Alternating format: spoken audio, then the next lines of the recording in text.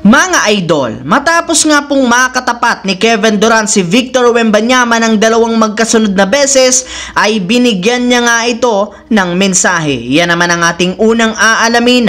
Nasasabayan ko na rin ang balitang jackpot nga talaga ang Golden State Warriors kay Chris Paul at ang naging game winner ni Stephen Curry. Bibigyang linaw na rin natin ngayon ang katotohanan sa kumalat na balita sa social media na sinasabing pagpirma nga daw ni Kai Sotto sa Lakers. Gaano nga ba ito katotoo? Kaya mga idol, tara!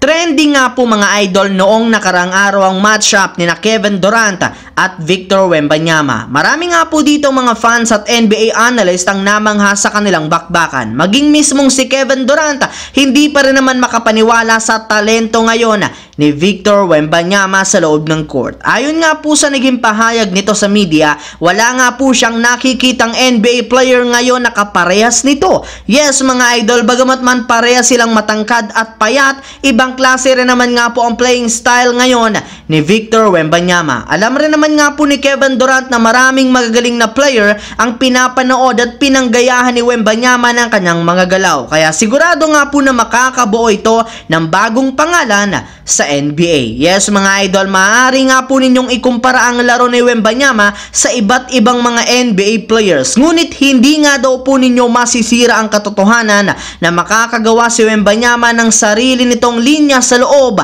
ng liga. Samantala, pumunta naman tayo sa ating sunod na pag-uusapan sa balitang jackpot nga talaga ang Golden State Warriors kay Chris Paul at ang naging game winner ni Stephen Curry. Bagamat man naging sobrang dikit ang unang bakbakan ng in-season tournament game ng Golden State Warriors at Oklahoma City Thunder, nagawa pa rin naman nga po ng Warriors dito na manalo sa score na 141-139 salamat sa clutch basket ni Stephen Curry, or should I say clutch goaltending ni Josh Giddey sa huling segundo ng kanilang laban. Kaya dahil dyan, umangat na nga po ang record ng Warriors, 5 wins, 1 loss sa pangunguna ni Stephen Curry na nakapagtala ng 36.7 assists. Tinulungan rin naman nga po siya dito ng kanyang mga teammates na sina Klay Thompson na kumuha ng 12 points, Jonathan Kuminga na merong 17 points, sina Dario Saric naman na parehong kumana ng 19 points at 20 points naman off the bench. Habang kahit man nga po naging malamig ang shooting ni Chris Paul sa kanilang laro, nakakapag-ambag pa rin naman dito ng team high 12 assists. Kaya dyan palang mukhang pinapatunayan nga po ni Chris Paul na kaya niyang mag-ambag sa Warriors sa kahit anumang paraan. Habang dumako naman tayo sa ating huling storya sa paglilinaw ngayon sa katotohanan na kumakalat na balita sa social media patungkol sa sinasabing pagpirma nga daw ni Kai Sotto sa Lakers. Gaano nga ba ito katotoo? Habang nananahimik nga po mga idol ang ating kababayan na si Kai Sotto sa Japan B-League, may bigla na lamang nga pong kumakalat ngayon na balita noong nakarang araw sa social media na pumirma nga daw ito at interesado nga daw ang Los Angeles Lakers sa kanya at bigyan siya ng $2 million.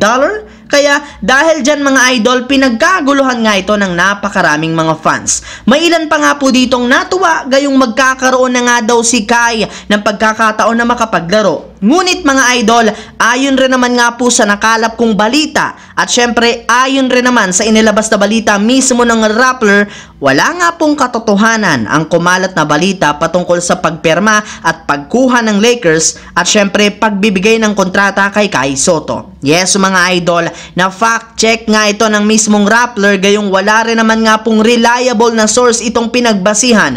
Hindi rin naman nga ito kinumpirma ni Kai Sotto at maging kampo niya. Kaya madaling salita, wala nga pong katotohanan ang kumakalat ngayong balita.